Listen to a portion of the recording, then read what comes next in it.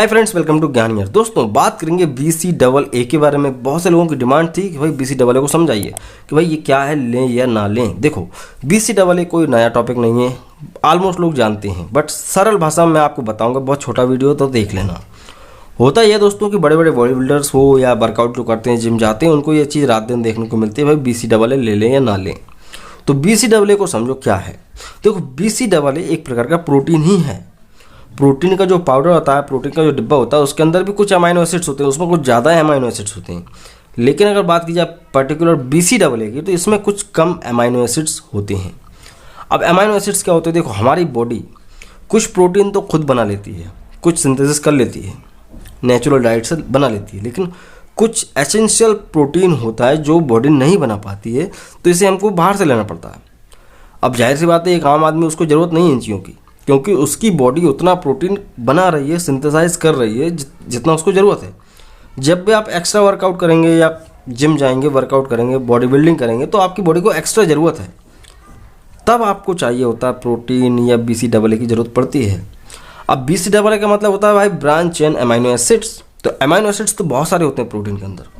Protein supplement में amino acids बहुत सारे चेन होती है, और BCAA में सिर्फ 3 तरह के अमाइनो एसिड्स को डाला जाता है, जैसे कि वैलिन, आइसोल्यूसिन और ल्यूसिन। अब ये तीनों के तीनों में से अगर बात की जाए स्पेशली ल्यूसिन की ही, तो ल्यूसिन जो मसल्स को रिपेयर करता है, ठीक है ना। वैलिन, आइसोल्यूसिन ये सब मजबूत बनाते हैं हमारी मसल्स को।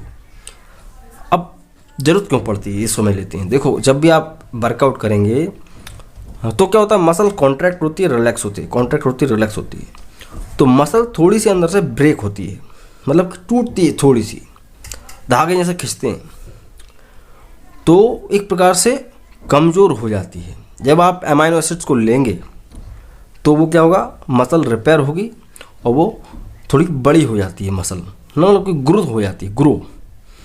तो ये चीज़ है।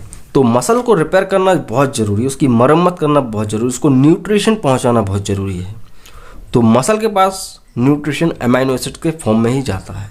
जब भी आप प्रोटीन डाइट लेते हैं, प्रोटीन लेते हैं, तो आपकी बॉडी में जाएगा, स्टमक में, आंतों में जाके फिर वो प्रोटीन जो है अमाइनो एसिड्स में कन्वर्ट होके ब्लड स्ट्रीम में पहुंचता है, और ब्लड स्ट्रीम से ये मसल्स तक पहुंचता है।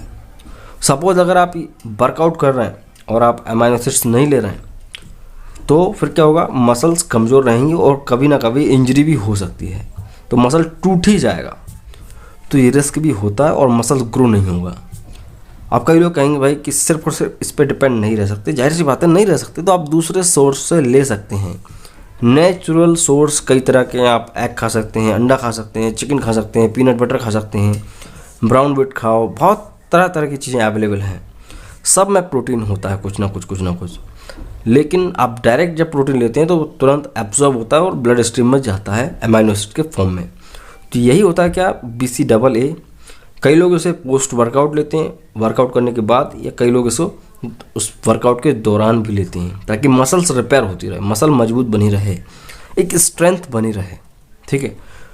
तो हमारी बॉडी को तो बहुत सारे अमाइनो एसिड की ज़रूरत होती है। अगर आप सोचते हैं सिर्फ और सिर्फ हम BCAA ले लें, तो इसमें सिर्फ 3 अमाइनो एसिड होते हैं, वैलिन, आइसोल्यूसिन और ल्यूसिन। तो जो बाकी बचे हुए अमाइनो एसिड हैं उनकी कमी हो सकती है। तो आपको एक प्रॉपर प्रोटीन डाइट लेना है, और अगर आपको ये मिलता है तो ये भी अच्छी बात है, कोई बुरी बात नहीं, ठीक है। तो आई होप आप समझ गए होंगे BCAA के बारे में। वीडियो अच्छा लगा तो लाइक कर सकते हैं, और चैनल पर नए तो चैनल को सब्सक्राइब कर सकते हैं। आप देख रहे थे ज्ञान यार द मेडिकल चैनल। मैं हूँ शिवम, तो मैं मिलता हूँ अगले वीडियो में। जय हिंद, वंदे मातरम।